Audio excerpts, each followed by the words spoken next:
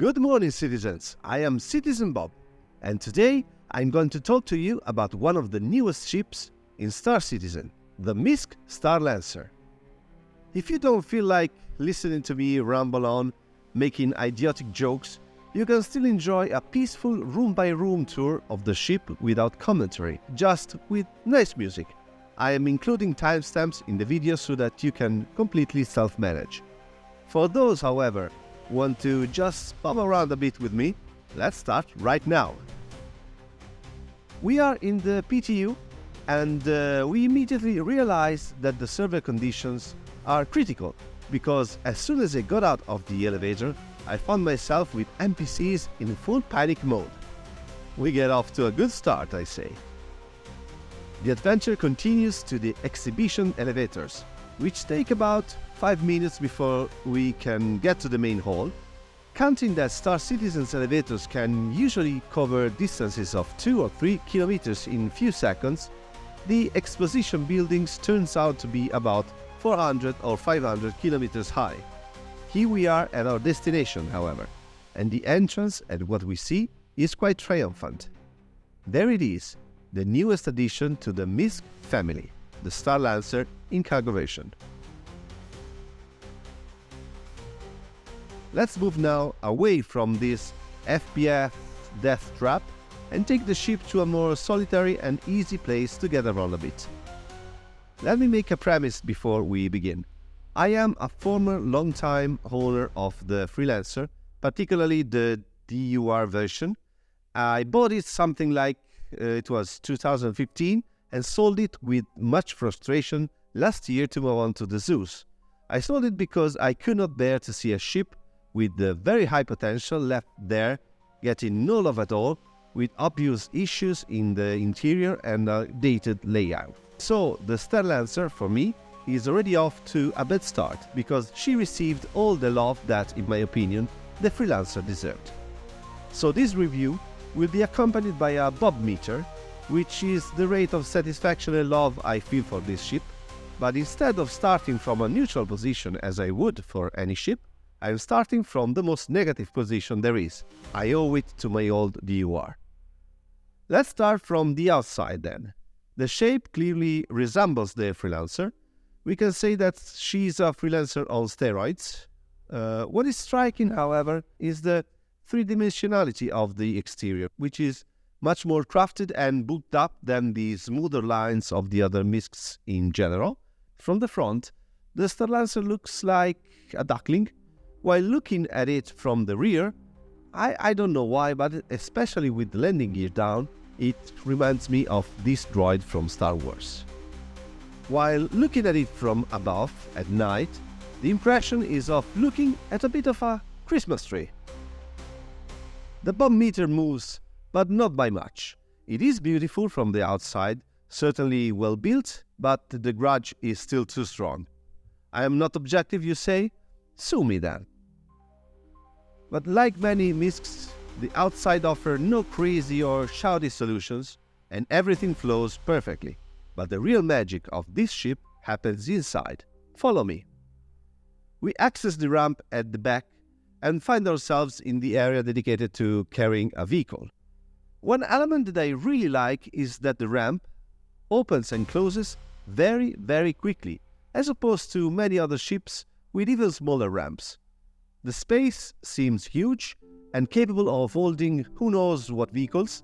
There are 2 elevators leading to the habitation area. There are 3 elevators on this ship, 2 here and 1 toward the bow. That's a lot, maybe too many, especially for this pair back here. That certainly seems redundant and whose space could have been used for something else. In any case, having so many access points across the 2 decks removes the bad feeling, which you are likely to have in many ships, of being in a maze where if you make a wrong turn you necessarily have to go back. We continue on and go to the cargo area. Well, what can I say? This part is the real masterpiece in my opinion. This central catwalk perhaps says little looking at the cargo area as it is. It doesn't give strong feeling, but wait now to see. Here, now that the hatches are open, this catwalk becomes an absolute spectacle. An area reminiscent of the old B-17s with the narrow catwalk between the bombs. I don't know, I'm hopelessly in love with this area, and the bomb meter moves accordingly. Continuing beyond, we come to a service room with the docking hatch and the third elevator leading immediately behind the bridge deck, as well as a ladder for when you forget to pay your bill and they cut off your power blocking the elevators. The docking hatch is very functional and convenient. CIG has started making them with a little more sense than in the past, like precisely the Freelancer's unusable one. Up ahead there is the armory with a weapon locker and 4 storage locations for suits, plus a comfortable bench for tying shoes while sitting, since at a certain age bending over hurts your back.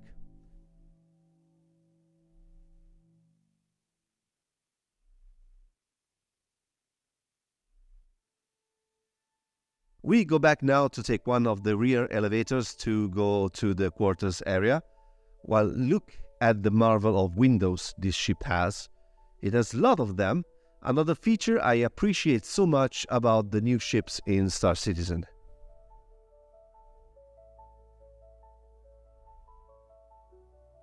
This elevator is one of those that fools you. You go in one way and you come out the other. And I don't know about you, but I never get it right and I always turn the wrong way, wondering why the wall in front of me doesn't open.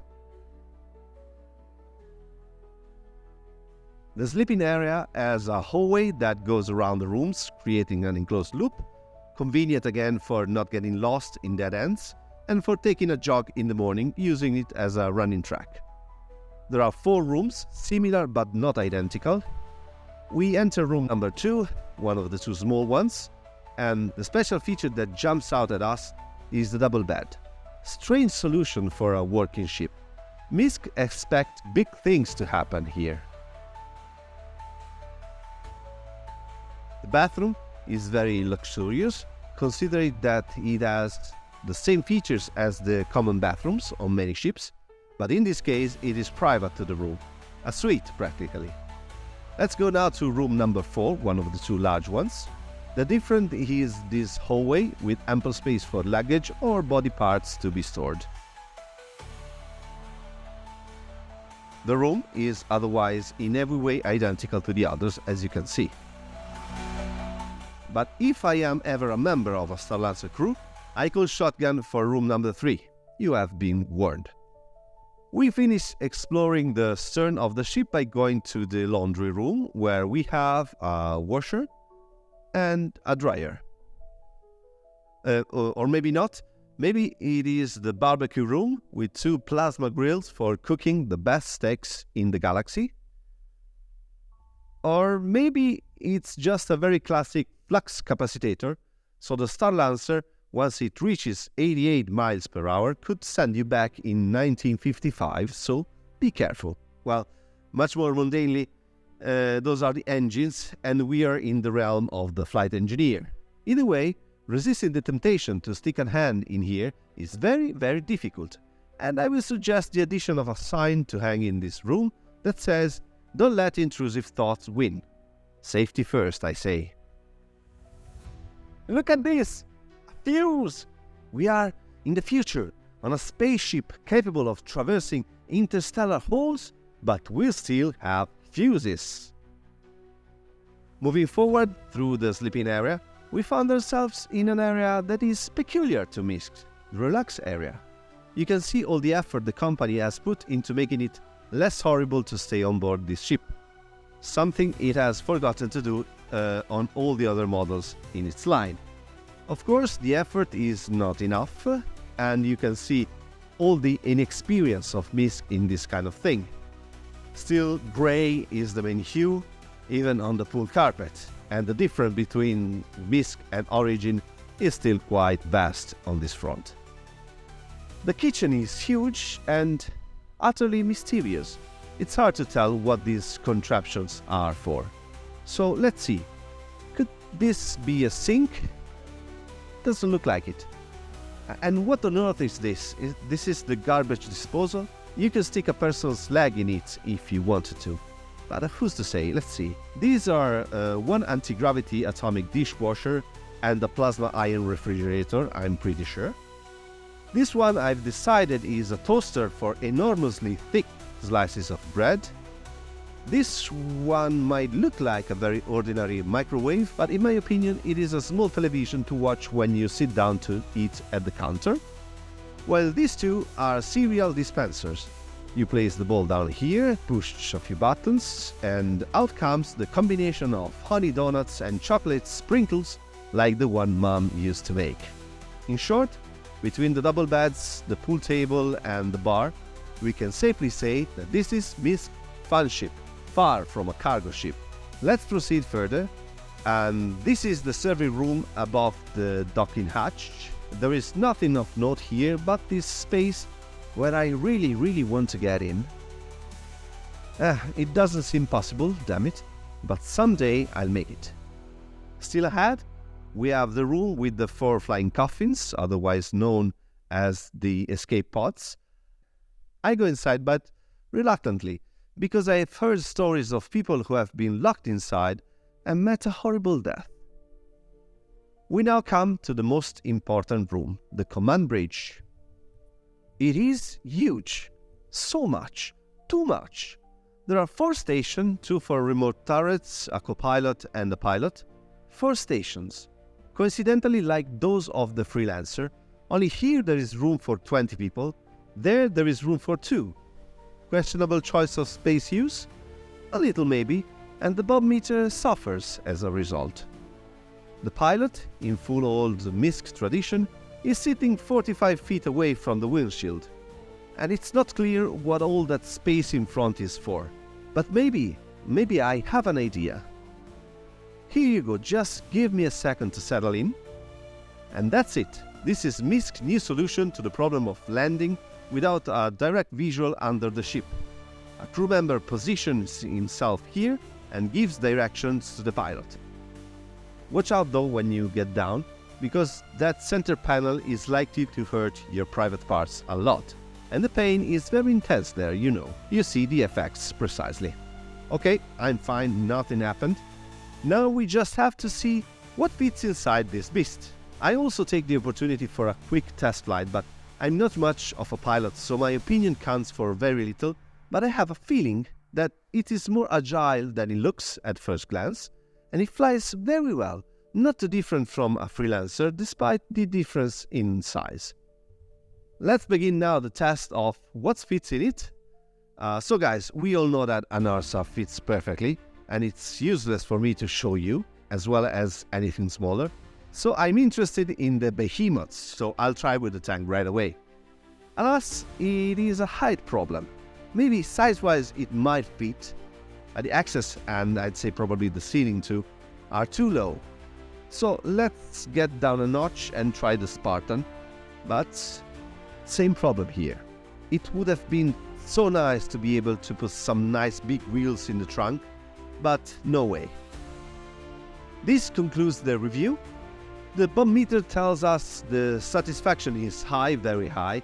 She is indeed a great ship, well made, and surely can become a favorite ship for many in the verse, even if piloted solo. Well, my fellow citizens, that's it for the Starlancer.